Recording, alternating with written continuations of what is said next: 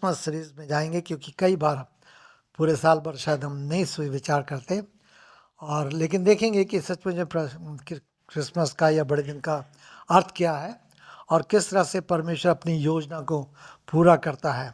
हमारा परमेश्वर अद्भुत परमेश्वर है और योजना को बनाकर उसको पूरा करने वाला परमेश्वर है। उसने संसार को ऐसे ही नहीं बनाया, पर अनादिकाल से उसके मन में बहुत कुछ था, क्योंकि वह अनंत काल का परमेश्वर है। उसका ना तो आदि है ना अंत है, और जब कुछ भी नहीं था तब भी वो उपस्थित था। जब संसार में कुछ भी नहीं था तब भी उपस्थित था, और उसके साथ साथ वो अपनी योजना को बना रहा था। लेकिन आज मैं शुरू करना चाहता हूँ पुराने नियम से। हमने यशायाह उसके पहले अध्याय को पढ़ा, लेकिन यशायाह उसके 9 अध्याय में पहले 7 पद को मैं आपके साथ पढ़ूंगा और उस पर अब थोड़ा विचार करेंगे। कई बार हम इन पदों को देखते हैं, पढ़ते हैं, सुनते हैं, पर परमेश्वर का वचन ऐसा है, एक अथाह सागर के समान है। जितना भी हम उसको खोदते चले जाएं, हम उस पर डूबते चले जाएंगे, देखते चले जाएंगे। सो यशायाह उसका 9वां अध्याय, यशायाह चैप्टर 9 वर्सेस फ्रॉम 1 to 7 मैं आपके सामने पढ़ूंगा, और इसी पर आज हम थोड़ा सा विचार करेंगे। थोड़ा मैं आपको पृष्ठभूमि में ले जाऊंगा, क्यों ये 9 अध्याय लिखा गया है, क्या यशायाह का उद्देश्य था, और उस बैकग्राउंड में ले जाके तब फिर मैं आपके साथ 9 अध्याय में आऊँगा। सो मैं पढ़ना चाह रहा हूँ, मेहरबानी से अपने उस पर ध्यान रखें। सो आज का जो विषय है, थीम है जो है, परमेश्वर की योजना में मानव उद्धार, man salvation in God's plan. Man salvation in God's plan, परमेश्वर की योजना में मनुष्य का उद्धार।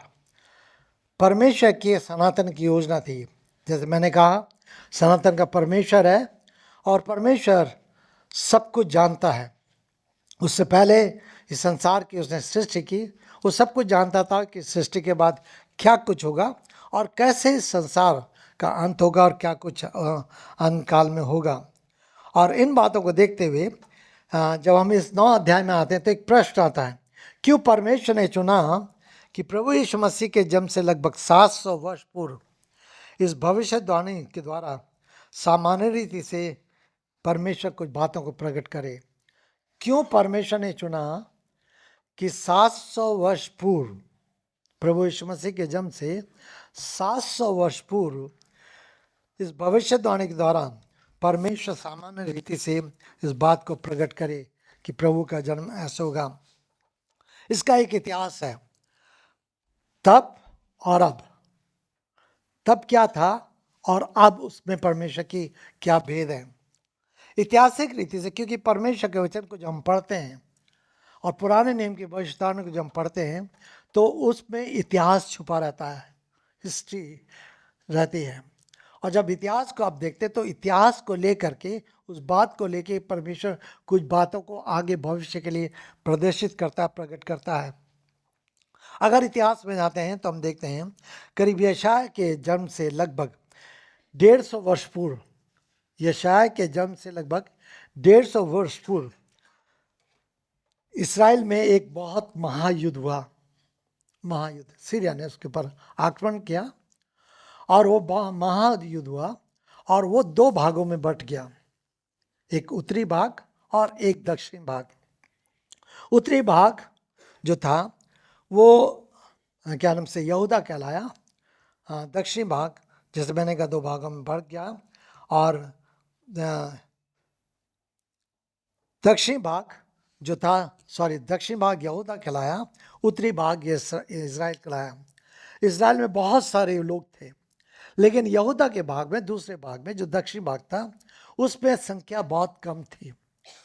और आगे चल करके जैसे और उस समय जो यरूशलेम था वो दक्षिण भाग का कैपिटल था। जैसे आज यूपी का कैपिटल, राजधानी जो है लखनऊ है, या भारत की राजधानी दिल्ली है, तो ये उसका कैपिटल था। और तब ऐसा हुआ कि 720 बीसी में, प्रभु यीशु मसीह, बीसी बिफोर क्राइस्ट, बीसी में परमेश्वर ने यशायाह को उपयोग किया, यशायाह को उपयोग किया। और ये उपयोग करते हुए उसने कुछ बातें हैं जो दक्षिण भाग से कहीं। अगर आप देखें यशायाह उसका 7 अध्याय, कुछ पदों को हम यशायाह में से पलटेंगे समझने के लिए। यशायाह उसका 7 अध्याय उसका 10 पद। तब यहोवा ने आहाज से पुनः कहा, अपने परमेश्वर यहोवा से अपने लिए कोई चिन्ह मांग। अब ये आहाज राजा था उस समय, और उस समय सीरिया की प्रभुता पाई जाती थी, सीरिया की प्रभुता पाई जाती थी, और अलग अलग दोनों भागों में अलग अलग राजा हो रहे थे। लेकिन ये जब हो रहा था तो 7 अध्याय के 2 पद में लिखा हुआ है, जब ये समाचार दाऊद के घराने को दिया गया कि सीरिया के लोगों ने एप्रैम से संधि की है, तो उसका हृदय और उसकी प्रजा का हृदय ऐसे कांप उठा जैसे जंगल में वृक्ष आंधी से कांप उठा हो। क्योंकि सीरिया से लोग डरते थे, बहुत डरते थे। तो जब यहूदा को मालूम चला कि ऐसा होगा तो वो डर गए, भयभीत हो गए, कंपित होने लगे।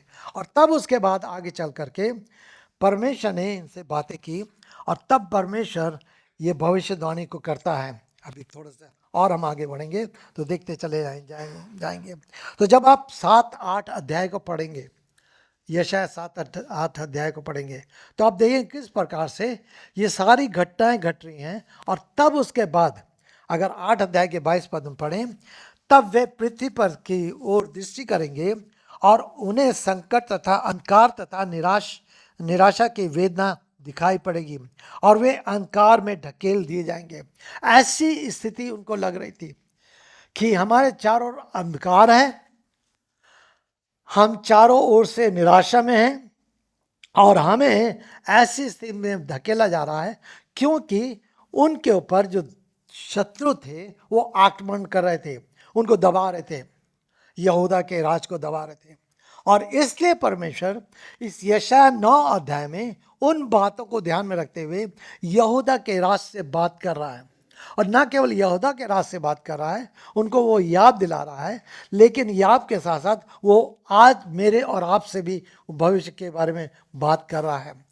तो उस समय उनसे बात कर रहा है, लेकिन उसी में भविष्य की कुछ बातें छिपी हुई है, भविष्यवाणी, भविष्य की कुछ बातें छिपी हैं जो परमेश्वर के चुनाव में हो करके आगे के लिए है। और आपको मालूम होगा परमेश्वर ने अपनी योजना में होकर के जब अब्राहम को बुलाया था, हम पीछे जितने चलते जाएंगे कई सारे पद हैं 12 अध्याय में, तो परमेश्वर ने अब्राहम से एक प्रतिज्ञा की थी, और प्रतिज्ञा की थी कि मैं तेरे वंशज को बढ़ाऊंगा, मैं तेरे साथ रहूंगा, तुझे ना छोड़ूंगा। और उसको बहुत याद दिया, 3 बार परमेश्वर ने उसको इस तरह से बुला दी, 12 अध्याय, 15 अध्याय और 17 अध्याय। और तीनों अध्याय में उत्पत्ति के, और तीनों अध्याय में परमेश्वर बार बार एक बात को कहा। और तब आगे चल करके परमेश्वर ने यहूदा गोत्र को चुना। मैं संक्षिप्त में आ रहा हूं, यहूदा गोत्र को चुना, और यहूदा गोत्र से ही आगे चल करके दाऊद का जन्म हुआ, और उसी गोत्र से आगे चल करके प्रभु यीशु मसीह का जन्म हुआ, इस संसार में मनुष्य बनकर आया।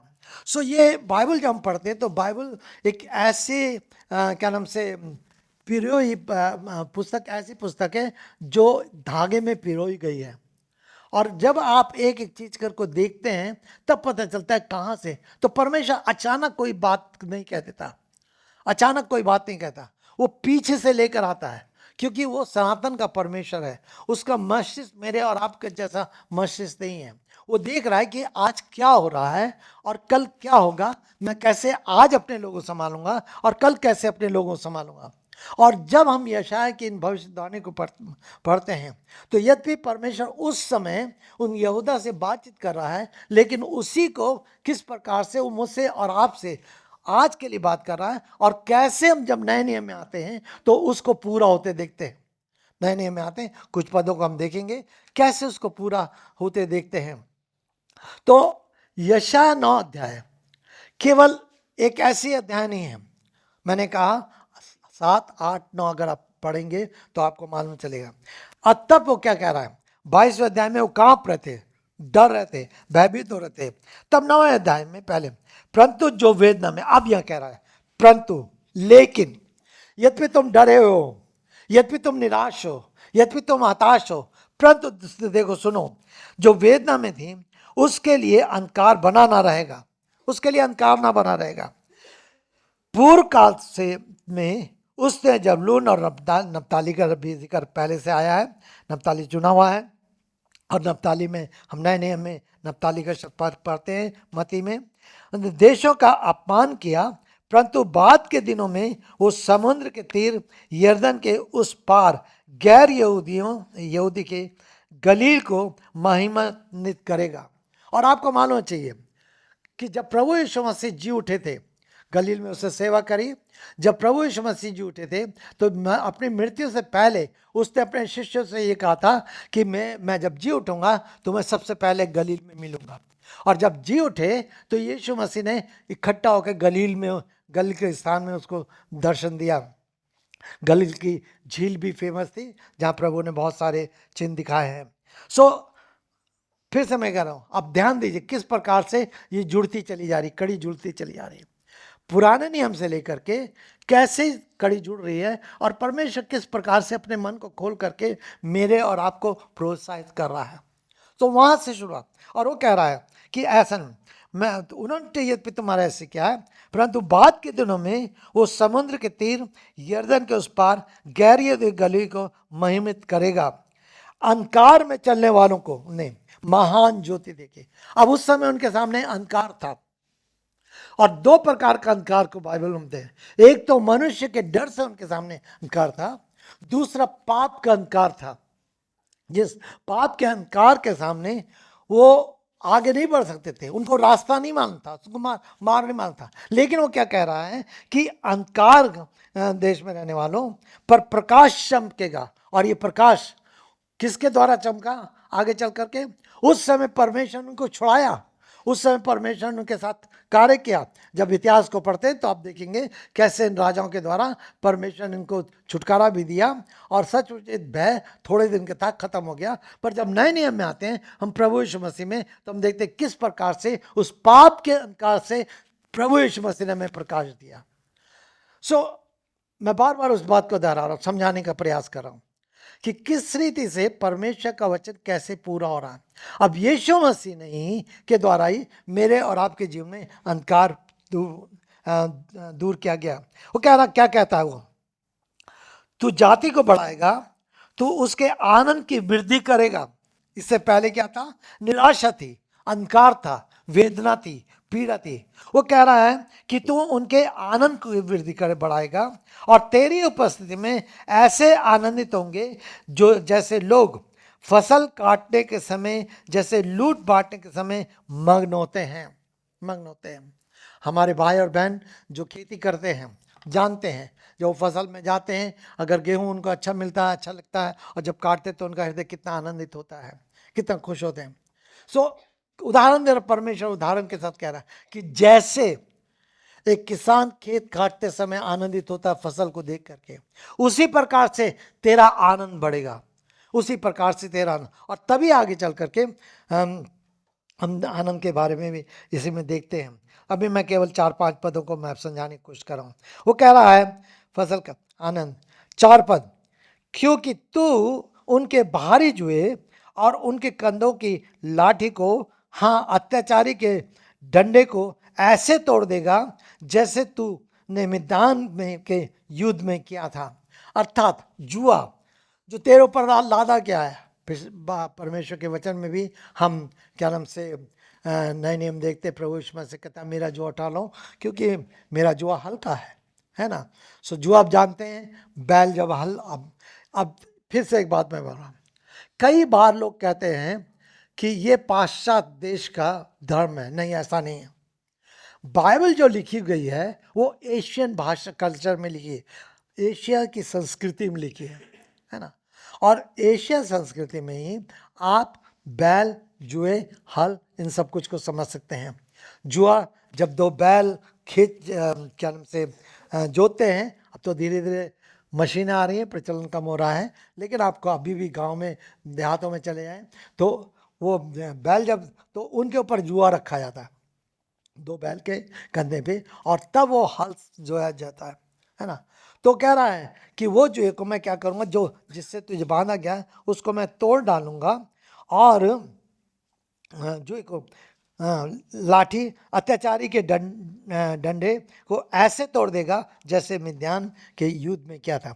5वां पद, क्योंकि युद्ध में धप धप करने वाले प्रत्येक योद्धा जूते, मतलब जब चलते हैं तो आवाज आती है धप धप करके, जब सेना चलती है, परेड होती है, आप देखते हैं एक साथ आवाज आती है। वो कह रहा है ये कि जूते और खून से सने कपड़े जलाने के लिए आग का ईंधन ही होंगे। मतलब परमेश्वर कह रहा है वो उनकी सारी शक्तियों को, सारी चालों को, सारी योजनाओं को विफल करेगा, और परमेश्वर अंततः यहूदा तुझे विजय करेगा और तेरे आनंद को बढ़ाएगा।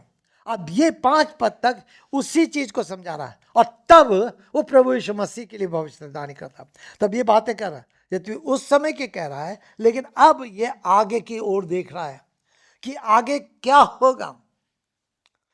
700 वर्ष पूर्व ये भविष्यवाणी प्रभु के लिए की, प्रभु यीशु मसीह के आने के लिए, और किस रीति से, तब वो 6 और 7 पद में कहता है, ये में मुख्य प्रोफेसी जिस पर हम ठहरना चाहेंगे, कि जिसमें वो कह रहा है 6 और 7 में, क्योंकि हमारे लिए एक बालक उत्पन्न होगा, क्योंकि हमारे लिए एक बालक उत्पन्न होगा,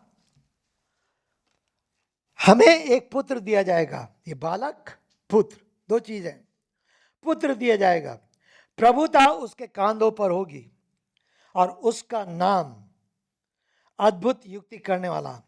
4 नाम है, यहां पर 4 नाम है। पहला नाम है अद्भुत युक्ति करने वाला, दूसरा है पराक्रमी परमेश्वर, तीसरा है अनंत काल का पिता, चौथा है शांति का राजकुमार रखा जाएगा। ये 4 नाम इस बालक के लिए दिए जा रहे हैं। यदि हम पूरे पदों को पढ़ते हैं तो सबको मिला, लेकिन मुख्य 4 नाम हैं जो प्रभु यीशु मसीह की ओर संकेत कर रहे हैं, और हम देखेंगे किस प्रकार से नए नियम में इन चीजों को पूरा होते देखते हैं प्रभु यीशु मसीह के जन्म के बाद। तो यहां पर कह रहा है, क्योंकि हमारे लिए कितने आनंद की बात है, हमारे लिए, मेरे और आपके लिए एक बालक उत्पन्न होगा और एक पुत्र दिया जाएगा। प्रभु यीशु मसीह किस प्रकार से संसार में मनुष्य बनकर आए, किसी ने कहा, कैसे हम जान सकते हैं कि प्रभु यीशु मसीह सचमुच में परमेश्वर है? बहुत सारी चीजें हैं, लेकिन सबसे पहली बात, मुख्य बात, जरूर उसके अधिकार की बात है, सामर्थ की बात है, सब कुछ, लेकिन सबसे पहली बात यह है कि उसने कुंवारी मरियम से जन्म लिया, कुंवारी कन्या से जन्म लिया। यूनिक बर्थ, उसका एक विशिष्ट जन्म है।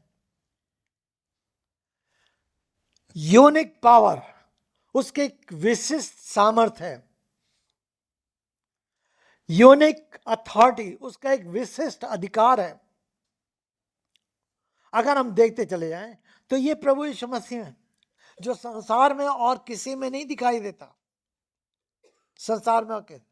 और इसलिए ये बालक जो उत्पन्न हो रहा है, ये जो हमें, मुझे और आपको पुत्र दिया जा रहा है, परमेश्वर की सनातन योजना में होकर, इसीलिए परमेश्वर का वचन कहता है, परमेश्वर ने जगत से ऐसा प्रेम किया कि अपने इकलौते पुत्र को दे दिया, ताकि जो कोई उस पर विश्वास करे वो नाश ना हो परंतु अनंत जीवन पाए। ये परमेश्वर का प्रेम था, ये परमेश्वर की सनातन योजना थी कि उसने ऐसा किया। और यदि परमेश्वर अपने प्रेम को उस प्रकार से ना प्रकट करता तो मेरे प्रियो, मेरे और आपके लिए आज भी वही निराशा रहती जो उस समय यहूदा को सामने करनी पड़ी थी। आज भी मेरे और आपके सामने वही डर रहता जो उस समय उनके सामने था। ना केवल परमेश्वर ने उस समय उनके अंदर से भय दूर किया, ना निराशा उत्पन्न करी, लेकिन मुझे और आपको इस संसार में जो चारों ओर से पाप के कारण भय से, निराशा से, हताशा से भरा हुआ है, उससे परमेश्वर ने हमें आशा दी। ये जरूर है कि मैं और आप मनुष्य हैं, संसार में चलते हैं, संघर्ष होता है, सब कुछ होता है, लेकिन हमारे पास ये प्रतिज्ञा जो है एक आशा की प्रतिज्ञा है ये प्रतिज्ञा एक आनंद की प्रतिज्ञा है। जो प्रतिज्ञा है ये आशा की प्रतिज्ञा है, आनंद की प्रतिज्ञा है। ध्यान दीजिए। सो यहां पर वो कह रहा है इसलिए वह ऐसा करेगा। जब हम आगे बढ़ते हैं तो मैंने थोड़ा सा आपके सामने लाया, आप प्रत्येक नाम, जो नाम ये है उसमें हम ईश्वरत्व को देखते हैं, किस प्रकार से वो डिवाइन नेचर, डिवाइन पावर दिखाई देता है। ये साधारण नाम नहीं है, ये साधारण नाम नहीं है, लेकिन ये अद्भुत नाम है। प्रभु यीशु मसीह इस पृथ्वी पर जब आए तो किस प्रकार से उन्होंने इन सारी चीज़ों को अपनी सेवा, अपने जीवन में प्रकट किया। वो कह रहा है, मैं एक पहली बात, प्रभुता उसके कांधों पर होगी। ये प्रभुता उसके कांधों पर होगी। उसके पास ये कांधे क्या मतलब है? उसके प्रभुता उसके कांधों पर, वो अधिकार, और परमेश्वर को इस पृथ्वी पर, पृथ्वी के ऊपर, स्वर्ग के नीचे सब कुछ सारा अधिकार दिया गया है। अधिकार दिया गया है। किसी और मनुष्य के पास वो अधिकार नहीं जो प्रभु यीशु मसीह के पास अधिकार दिया गया है। प्रभुता उसके कांधे पर।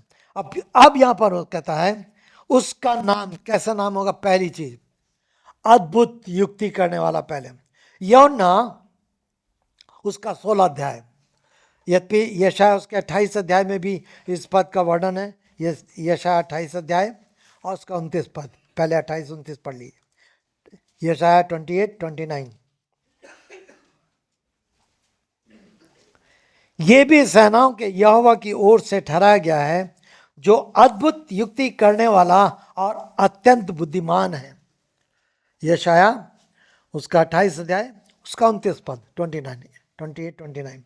अद्भुत युक्ति करने वाला और अत्यंत बुद्धिमान है। लेकिन यूहन्ना 16 में पढ़िए, यूहन्ना 16-29 और 30 मेहरबानी से निकाल के पढ़िए। कह रहा है, मैं पिता से निकल कर जगत में आया हूं। ये अद्भुत युक्ति है परमेश्वर की, मनुष्य की कल्पना से बाहर है, मनुष्य की सोच से बाहर है। वो योजना जो अद्भुत है। वो कह रहा, मैं परमेश्वर, मनुष्य नहीं समझता कैसे वो परमेश्वर पिता से निकल कर आया है। और इसीलिए उसने कहा कि जिसने मुझे देखा उसने पिता को देखा है। जिसने मुझे देखा उसने पिता को देखा। कहा जाता है कि हम कैसे पिता को देख सकते हैं, कैसे परमेश्वर को देख सकते हैं।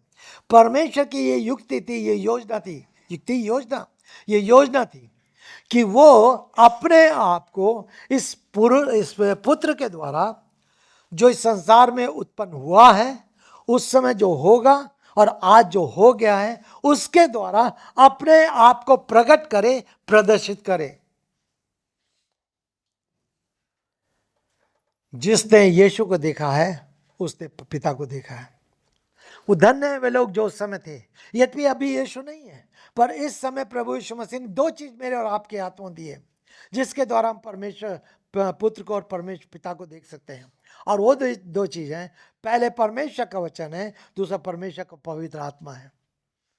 परमेश्वर ने मेरे और आपके जीवन अपने पवित्र आत्मा को दिया है, जो मेरे और आपकी आंखों को खोलता है, जो मेरे और आपके हृदय को खोलता है, जो मेरे और आपके समझ और बुद्धि को खोलता है, जिसके द्वारा हम उस परमेश्वर को जान सकते हैं जो अद्भुत युक्ति करने वाला है, जिसने अदन की वाटिका में या उससे पहले इस बात की युक्ति की थी कि कैसे मैं संसार में एक बालक को, एक पुत्र को भेजूंगा। वो अद्भुत युक्ति करने वाला है।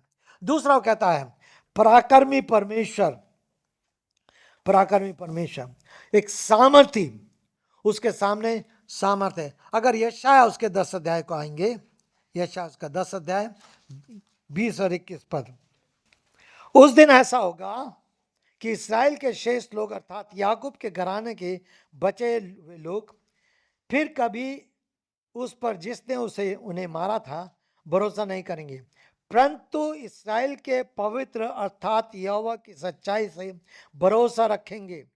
परंतु इस्राएल के पवित्र अर्थात यहोवा पर सच्चाई से भरोसा रखेंगे। शेष लोग, हाँ याकूब के बचे हुए लोग पराक्रमी परमेश्वर की ओर फिरेंगे, पराक्रमी परमेश्वर की ओर फिरेंगे। ये परमेश्वर अद्भुत युक्ति करने वाला पराक्रमी परमेश्वर है, सामर्थ्य। यूहन्ना उसका 3 अध्याय, मैं बार बार आपको पुराने नियम नए नियम में ला रहा हूं। यूहन्ना उसका 3 अध्याय, क्योंकि हम देखने का प्रयास कर रहे हैं कि कैसे जो भविष्यवाणी वहां पर कही गई है कैसे नए नियम में पूरी हो रही है, उसका उद्देश्य क्या है, उसका अभिप्राय क्या है। क्योंकि परमेश्वर बिना किसी योजना के आप कुछ नहीं करता, उसके सामने वो अद्भुत योजना रहती है। उसका 3 अध्याय उसका 2 पद, उसने रात को यीशु के पास आकर कहा, हे रब्बी, हम जानते हैं कि तू परमेश्वर की ओर से आया हुआ गुरु है, क्योंकि इन चिन्हों को जो तू दिखाता है कोई नहीं दिखा सकता जब तक कि परमेश्वर उसके साथ ना हो। यह पराक्रमी परमेश्वर है। उसके पराक्रमों को उन चिन्ह के द्वारा हम देख सकते हैं जो यीशु मसीह ने इस पृथ्वी पर रहकर किए।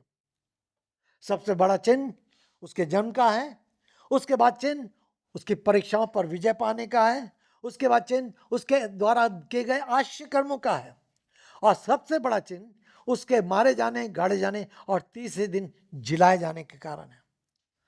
क्योंकि जितने भी आए सबकी कहानी कब्र में समाप्त हो गई, पर प्रभु यीशु मसीह की कहानी कब्र में जी उठने के बाद आरंभ हुई।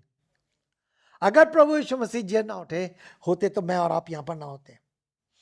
ये पराक्रमी परमेश्वर है, न केवल अद्भुत युक्ति करने वाला, उसके पास सामर्थ है, वो पराक्रम के काम करता है। वो उसने आंधी को, पिछले हफ्ते सुन रहे थे किस प्रकार से आंधी तूफान को उसने रोका, आज्ञा दी, उसने कहना माना। किस प्रकार से कोड़ी को कहा शुद्ध हो जा तो वो शुद्ध हो गया, चंगा हो गया। किस प्रकार से लंगड़े से मारे से कहा कि तू अपनी खाट उठा और चल, फिर वो चलने फिरने लगा। किस प्रकार से जब मृत्यु के लोग उसके सामने लाए गए, लाजर जिसके अंदर से बदबू आ रही थी, वो लाजर तू उठ, परमेश्वर ने ये पराक्रम काम उसके जीवन में किए। सो उसके जीवन के द्वारा, उसकी जीवन शैली के द्वारा, उसके जीवन की क्रियाओं के द्वारा, उसके जीवन की शिक्षाओं के द्वारा, हम सब बातों के द्वारा इस बात को देखते हैं वो पराक्रमी परमेश्वर है। उसने अपने पराक्रम को उस समय यहूदा के राज में प्रकट किया ताकि यहूदा का जो डर है, यहूदा की जो निराशा है, यहूदा की जो चिंताएं हैं, वो समाप्त की जाए और परमेश्वर को देखें, परमेश्वर को पहचाने। और हम आगे चल के देखते हैं कि ऐसा हुआ भी। लेकिन आज जो बड़े दिन का संदेश है वो ये संदेश है कि वही पराक्रमी परमेश्वर आज मेरे और आपका परमेश्वर है। उसने मेरे और आपके जीवन में भी अपने पराक्रम को प्रकट किया है। सबसे बड़ा पराक्रम, केवल उसने चंगाई का पराक्रम नहीं दिया, सबसे बड़ा पराक्रम जो मनुष्य, संसार या डॉक्टर कोई नहीं कर सकता था, कि मेरे और आपके पापों को उसने क्षमा किया। कोई नहीं कर सकता था, उसका कोई उपचार नहीं था, लेकिन उसने उस चीज को मेरे और आपके जीवन में किया। मेरे और आपके स्वभाव को जो परिवर्तित कोई नहीं कर सकता था। हम तो शुरू से, आरंभ से पाप पे पैदा हुए, पाप चलना, पाप में खाना, पाप पीना, और आज भी हम पाप से संघर्ष करते हैं। परंतु परमेश्वर का धन्यवाद हो, वो पराक्रमी परमेश्वर जो अद्भुत परमेश्वर है, अद्भुत युक्ति आज भी मेरे और आपके जीवन में अपने पराक्रम को प्रकट कर रहा है। आज भी मेरे और आपके जीवन के स्वभाव को, मस्तिष्क को, विचारों को, इच्छाओं को, युक्तियों को बदल रहा है। आज भी अपने पराक्रम को मेरे और आपके जीवन में निरंतर कार्य कर रहा है। अगर वो छोड़ दे मुझे और आपको तो मैं और आप कहीं के ना रह सकते। तो वो कहता, तीसरी बात वो कहता है, ना केवल पराक्रम परमेश्वर, अनंत काल का पिता, अनंत काल का पिता। यशाया 22 अध्याय, यशाया के बहुत सारे पद हैं, समय नहीं है कि मैं और पदों को आपके सामने लाऊं, लेकिन बहुत सारे पद हैं। जब हम पलटते हैं पुस्तकों को, हम देखते हैं किस प्रकार से परमेश्वर अपने उन सारे वचनों को, परमेश्वर स्वयं अपने वचन को एक्सप्लेन करता है। ध्यान दीजिए, परमेश्वर अपने वचन की स्वयं व्याख्या करता है, उसको समझाता है। ये हम उस बात को देखते हैं। 22 अध्याय 21 और 22 पद, तेरा कुर्ता उसे पहनाऊंगा, तेरा कमरबंद उस पर कस कर बांधूंगा, तेरा अधिकार उसे दे दूंगा, और वो यरूशलेम के निवासियों तथा यहूदा के घराने का पिता ठहरेगा। तब मैं दाऊद के घराने की कुंजी उसके कंधे पर लाद दूंगा, जिसे वो खोलेगा उसे कोई बंद ना कर सकेगा, जिसे वो बंद करेगा उसे कोई खोल ना सकेगा। मेरे प्रियो, ये वो परमेश्वर है जो जिसको कहता है कि वो अनंत काल का पिता है, आदि और अंत, क्योंकि उसके हाथ में अधिकार है। आदि में वो था, वर्तमान में वो है, और भविष्य में वो रहेगा। और एक दिन आएगा जब वो द्वार जो बंद हो चुका था, वो कहता है जब मैं उस द्वार को खोलूंगा तो कोई बंद नहीं करा। कैसे बंद हो गया था? जब मनुष्य पाप में गिरा, तो मनुष्य को पाप में गिरने बाद परमेश्वर ने आदम की वाटिका से उसको क्या कर दिया? बाहर निकाल दिया, और उसके चारों ओर जलती हुई तलवार से लेकर के स्वर्गदूतों का पहरा। अब वो उसमें कोई प्रवेश नहीं कर सकता था, प्रवेश नहीं। लेकिन प्रभु यीशु मसीह ने आकर के उस द्वार को खोल दिया, उस द्वार को, और वो द्वार मेरे और आपके लिए अनंत काल का द्वार बन गया। यह अनंत काल का परमेश्वर की रहमत है। और जिन्होंने उस पर विश्वास किया वो नाश ना होंगे, परंतु अनंत काल के जीवन को प्राप्त करेंगे, जिन्होंने उस पर विश्वास किया। अब एक दिन आएगा जब हम प्रकाश वाक्य में पढ़ते हैं, एक दिन आएगा जब हम प्रभु के राज में जाएंगे, तो वो दरवाजा मेरे और आपके लिए खुला हुआ मिलेगा, जो प्रभु यीशु मसीह ने के द्वारा खोल दिया गया। अब उस दरवाजे से बाहर मुझे और आपको नहीं रहने पड़ेगा। ये बड़े दिन का संदेश है कि मेरे और आपको परमेश्वर ने एक ऐसी आशा दी है। प्रभु यीशु मसीह ने मेरे और आपको ऐसा आनंद दिया है कि हम उस भविष्य की आशा में होकर आगे बढ़ रहे हैं, और उस द्वार को और कोई नहीं बंद करने पाएगा। जब उसने खोल दिया है तो कोई उसको बंद नहीं कर सकता। ये मेरे और आपके भले कामों के द्वारा नहीं हुआ, मेरे और आपके द्वारा बलिदान चढ़ाने के द्वारा नहीं हुआ, मेरे और आपके द्वारा उस व्यवस्था का पालन करने के द्वारा नहीं हुआ। वो सारी चीज जो पास्ट में हुई है, अतीत में हुई है, उनके द्वारा नहीं हुआ, लेकिन उस इकलौते पुत्र के द्वारा, जो परमेश्वर ने अपने पुत्र को भेजा है, बालक को भेजा है, उसके द्वारा संभव होने पाया। वो अनंत काल का पिता है। मेरे प्रियो, कितने बड़े आनंद की बात है। तब चौथी बात वो कहता है, एक और पद देख लीजिए मेहरबान से, ये यूहन्ना में, मैं बार बार यूहन्ना ला रहा हूं, यूहन्ना उसका 14 अध्याय। मैंने चारों पद यूहन्ना से आपको दिखाने का प्रयास किया है। यूहन्ना उसका 14 अध्याय 8 और 9 पद। फिलिप्पुस ने उससे कहा, हे प्रभु, हमको पिता को दिखा दे और यही हमारे लिए पर्याप्त है। 9 पद। यीशु ने उससे कहा, फिलिप्पुस, मैं इतने समय से तुम्हारे साथ हूं, फिर भी तू मुझे नहीं जानता? जिसने मुझे देखा है उसने पिता को देखा है। तू कैसे कहता है हमको पिता को दिखा दे? ये फिलिप्पुस के अंदर इच्छा थी, है ना।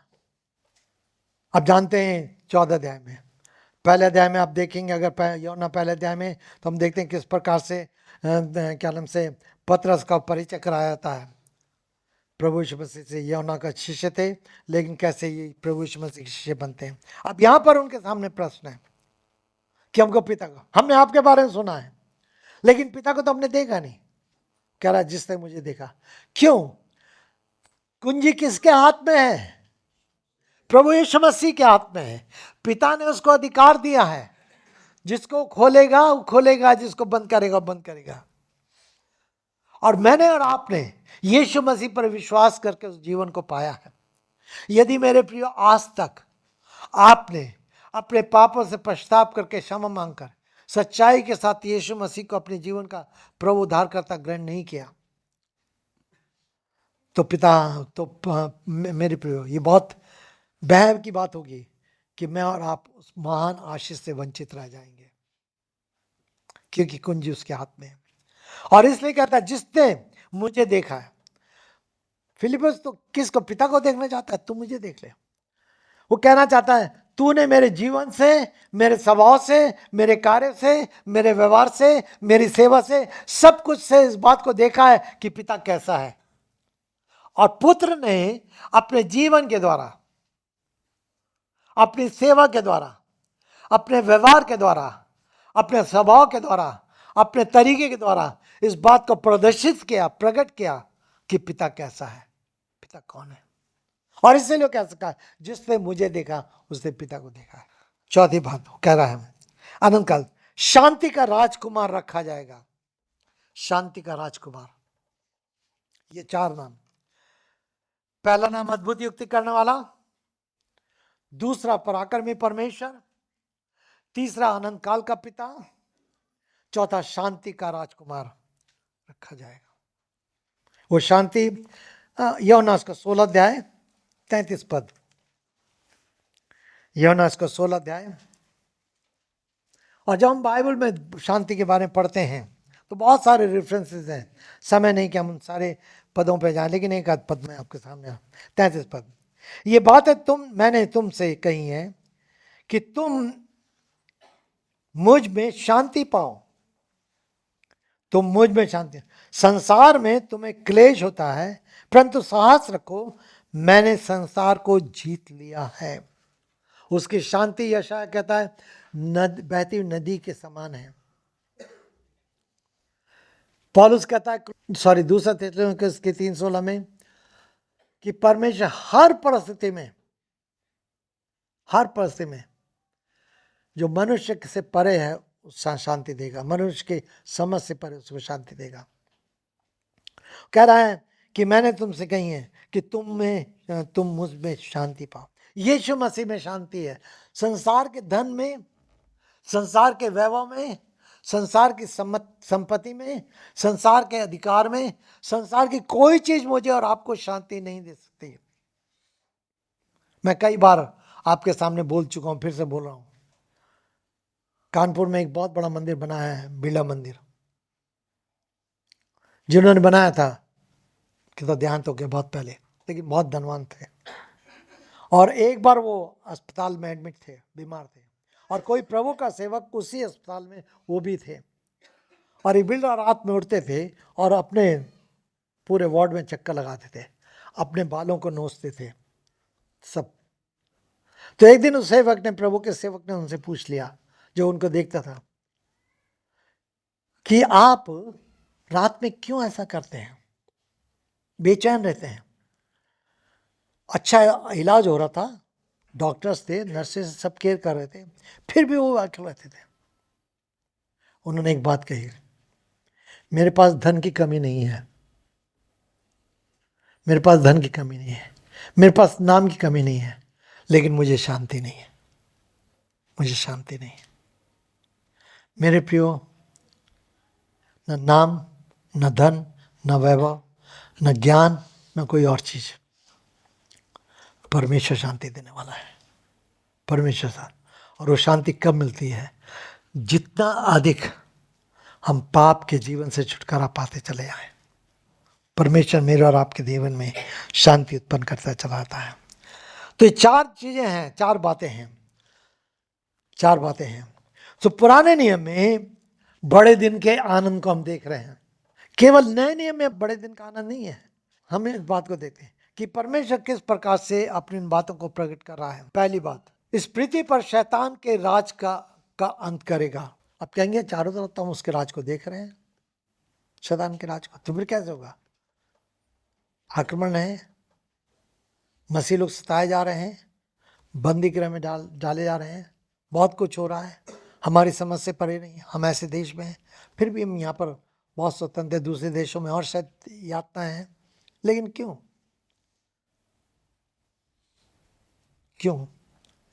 पर जरूर उसका समय निकट है, और उसका जब समय निकट है तो वो बौखलाया हुआ है। पर अंततः परमेश्वर का राज सबसे बड़ा है और उसने शैतान को अंत करा है। इसीलिए पौलुस फिलिपियों के 2 अध्याय में और उसके 9वें पद में कहता है कि उसने दीन होकर भी अपने आप को शून्य किया, यहाँ तक कि मृत्यु, यहाँ क्रूस की मृत्यु सह ली, और परमेश्वर ने उसको वो नाम दिया जो सब नामों में श्रेष्ठ है, ताकि हर एक घुटना झुकेगा, हर एक जीव अंगीकार करे यीशु मसीह प्रभु है, वो शांति का राजकुमार। और एक दिन वो शत्रु भी परमेश्वर सामने झुकेगा, उसका विनाश होगा। दूसरा, उसका जन्म जो है ईश्वरीय स्वभाव को मनुष्य के स्वभाव में प्रदर्शित करने का स्रोत बनेगा। उसका जन्म, ध्यान दीजिएगा, उसका जन्म ईश्वरीय स्वभाव को मनुष्य के स्वभाव में प्रदर्शित करने का स्रोत बनेगा। प्रभु यीशु मसीह जब मेरे और आपके जीवन में जन्म लेते हैं तो अंश अंश करके हम उसके स्वरूप में बदलते जाते हैं। उसका स्वभाव हमारे स्वभाव को प्रदर्शित कर, हमारे अंदर परिवर्तन आता है। कितने लोगों की हम साक्ष्यों को सुनते हैं, बहुत मालूम बात है कि जब मैं प्रभु को नहीं जानता तो मैं अपने जीवन के बारे में जानता हूँ, पर प्रभु कैसे धीरे धीरे धीरे करके परिवर्तित करता जाता है। ये उसका स्रोत है, ये उसकी शक्ति है, उसके सामर्थ्य का। तीसरी बात, उसका जन्म इस बात का चिन्ह ठहरेगा कि इस पृथ्वी पर स्वर्ग का राज का आरंभ होगा। यह है उसका, यीशु का जन्म इस बात पर, और सच है, उसका राज इस पृथ्वी पर आरंभ हो गया है, होगा नहीं, हो गया है। कैसे आरंभ हो गया? उसकी कलीसिया के द्वारा, उसके विश्वासियों द्वारा। जब मैं और आप उसको अपने जीवन में स्वीकार करते, ग्रहण करते हैं, क्या हो रहा है? उसका राज मेरे और आपके हृदय में आरंभ हो जाता है और बढ़ता चला जाता है। उसकी कलीसिया उसके राज को दिखाती है। इसीलिए तो कलीसिया का वो विरोध और विद्रोह करता है, दिखाते हैं। दानियेल उसके दूसरे अध्याय 44 पद को लिख सकते हैं किस रीति से, मेरे प्रियो। तब आगे चल के 2-3 बात कह के मैं समाप्त करूंगा जल्दी से। उसका जन्म बड़े आनंद का कारण होगा। उसका जन्म बड़े आनंद का कारण क्यों? क्योंकि उसके द्वारा पाप और मृत्यु का अंत होगा और अनुग्रह एवं क्षमा का आरंभ होगा। क्या होगा? किसका अंत होगा? पाप और मृत्यु का अंत होगा और अनुग्रह और क्षमा का आरंभ होगा। अगर प्रभु यीशु मसीह संसार में ना होते, उन्होंने जन्म ना लिया होता, तो मेरे प्रियो कभी भी पाप और दंड का अंत ना होता। लेकिन उसके जन्म के द्वारा पाप और दंड का अंत हुआ है। अब अनुग्रह और क्षमा उसके द्वारा आरंभ हो गया है। जितनों ने उसे ग्रहण किया है, परमेश्वर ने अपने अनुग्रह के द्वारा उनको क्षमा प्रदान की है। उसका अनुग्रह जो अद्भुत है, जो हमारे समझ से परे है, क्योंकि उसके द्वारा उसका जन्म परमेश्वर को और भी स्पष्ट रूप से देखने में सहायक होगा, जो पहले कभी नहीं हुआ। पहले पुराने समय में व्यवस्था का पालन करते थे, बलिदान चढ़ाते थे, सब कुछ करते थे, फिर भी परमेश्वर को जैसे जानना चाहिए था वे नहीं जान सकते थे। लेकिन उसके पुत्र के जन्म के बाद, उसके संसार में आने के बाद, हम अब उसको जान सकते हैं, पिता को जान सकते हैं। तीसरी बात, जैसे मैं पहले बोल चुका हूं, उसके जन्म ने मेरे और आपके लिए स्वर्ग के राज के दरवाजे को खोल दिया है। उसके जन्म ने मेरे और आपके लिए स्वर्ग के राज के दरवाजे को खोल दिया है। अगर प्रभु यीशु मसीह का जन्म ना होता, वो इस संसार में ना आता, तो मेरे और आपके लिए वो दरवाजा आज भी बंद रहता, जो अदन की वाटिका में पाप के कारण बंद कर दिया गया था। इसलिए मैं बार बार बोलता हूं कि उत्पत्ति के पहले 2 अध्याय और प्रकाश वाक्य के आखिरी 3 अध्याय, मैं पिछले दिनों में कुछ भाइयों से बात कर रहा था, बाहर से आए थे मेरे पास मिलने के लिए। माफ़ करिए, क्षमा कीजिए, मैं प्रभु अनुग्रह में दीनता से बोल रहा हूँ कि कई बार लोग समझते हैं, और वो बाइबल कॉलेज पढ़कर आए हैं, अच्छे और बहुत अच्छे प्रचारक भी हैं, लेकिन जब ये मैंने उनसे शेयर करा, कहने लगे अंकल हमने तो ऐसे कभी नहीं सोचा था।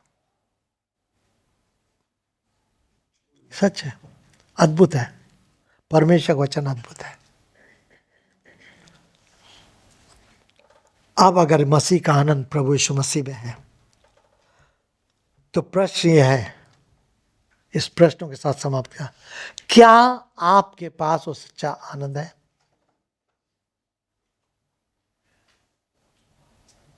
दूसरा प्रश्न, आप सच्चे परमेश्वर यीशु को जान गए हैं? यीशु के द्वारा आप सच्चे परमेश्वर को जान गए? कब था? कौन समय था? क्या आपको याद है कि आपने सचमुच में रो रो के घुटने टेक कर? मेरे पे दो तरीके हैं, कई बार हमें मालूम नहीं चलता, लेकिन ये हमारे जीवन में होना जरूरी है कि हमें याद रहे कि किस दिन था मैंने प्रभु को पाया। अगर नहीं तो किस दिन था जब मैंने अपने जीवन को प्रभु के हाथों में समर्पित किया। और जब परमेश्वर का आत्मा कार्य करता है तो परमेश्वर मुझे और आपको तोड़ता है, मुझे और आपको परमेश्वर परिवर्तित करता है। अब आप उसकी कलीसिया के सदस्य एवं भाग हैं। क्या सचमुच में आपने प्रभु की कलीसिया के भेद को और अर्थ को जाना है? ये बहुत जरूरी है। ये बड़े दिन का संदेश है। आप कहेंगे कैसे? आगे हम थोड़ा सा, मैं बाद में इसका जिक्र करूंगा। क्या आपने सचमुच में इस भेद को जाना है कि जो परमेश्वर की कलीसिया है वही तो एक दिन परमेश्वर के साथ अनंत काल तक राज करेगी? उसी के लिए तो दरवाजे खोले गए हैं। वही तो उसकी आराधना और उपासना करेगी अनंत काल तक। इस पृथ्वी पे तो उपासना करना, आराधना करना अच्छा है,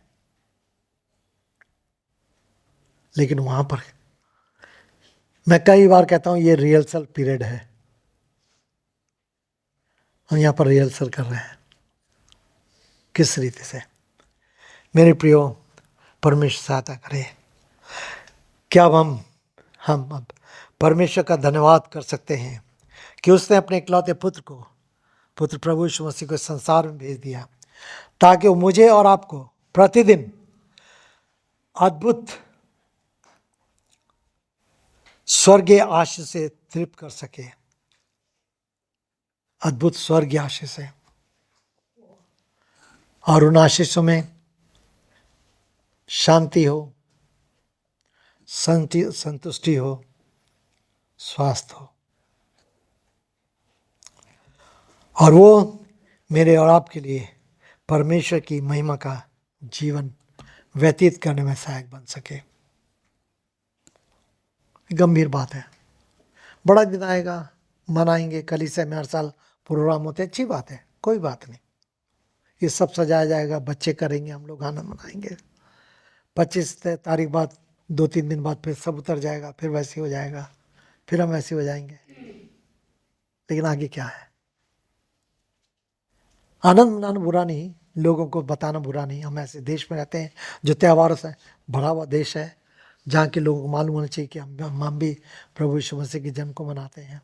यद्यपि हमारे लिए तो हर इतवार त्यौहार का इतवार है, परंतु केवल अगर इतना ही है, आनंद मनाइए, उधार लेके कपड़े मत बनवाइए, उधार लेके कर्जा मत चुकाइए, मतलब पकवान मत बनवाइए, केक मत बनाइए, उधार लेकर के आनंद मत मनाइए। नहीं तो वो उधार आपको क्या करेगा? रात दिन आपको गला दबाएगा। बच्चों को भी सीखना है। जन्मदिनों हमें नए कपड़े चाहिए, माँ पापा कहते हैं बेटा कहाँ से ला के दें, अभी रुक जाओ इस बार। नहीं नहीं, मुझे तो पहनना है। कोई बात नहीं, जिस पे हम जब है बना लीजिए, लेकिन केवल ये सोच के कि नया वर्ष है, बड़ा दिन है, जन्मदिन है, तब हमें करना है, नहीं। कर सकते तो करिए, कोई बुरी पाप नहीं है, लेकिन केवल अपना आनंद मत बनाइए। अगर आपका जन्मदिन हो रहा है, आपका बड़ा दिन हो रहा है, तो प्रभु के नाम से कुछ करिए। अगर ऐसी सब लोग सोचने लगे तो कलीसिया में बहुत सारी चीजें जुड़ जाएं। हैं? कितने जन्मदिन मनाए गए साल, फिर मनाए जाएंगे। लेकिन क्या 5 पैसे की चीज आपने कलीसिया में दे दी? ये मेरी तरफ से है, आनंद की बात है। लेकिन सबसे बढ़कर, थोड़ा सा मैं वैसे कह रहा हूँ, पर सच में क्रिश्चियन लाइफ जो है ना, मसीह जीवन जो है ना, एक गंभीर जीवन है। हमें देखना है इस बात को, हमें देखना है। ये सारी चीज हमारे उस खालीपन को भरेंगे नहीं। खालीपन को भरने वाला केवल प्रभु यीशु मसीह है, प्रभु यीशु मसीह है। क्या आप तैयार हैं? और काश इन दिनों में हम देख सकें कि उसका और मेरा क्या संबंध है, क्या रिलेशनशिप है, और किस संबंध में मैं आगे बढ़ रहा हूं। प्रभु सहायता करे। थोड़ी देर अपने आंखों को बंद करें, दीनों पर में सामने झुके, प्रार्थना करें अपने लिए, प्रभु सहायता मांगे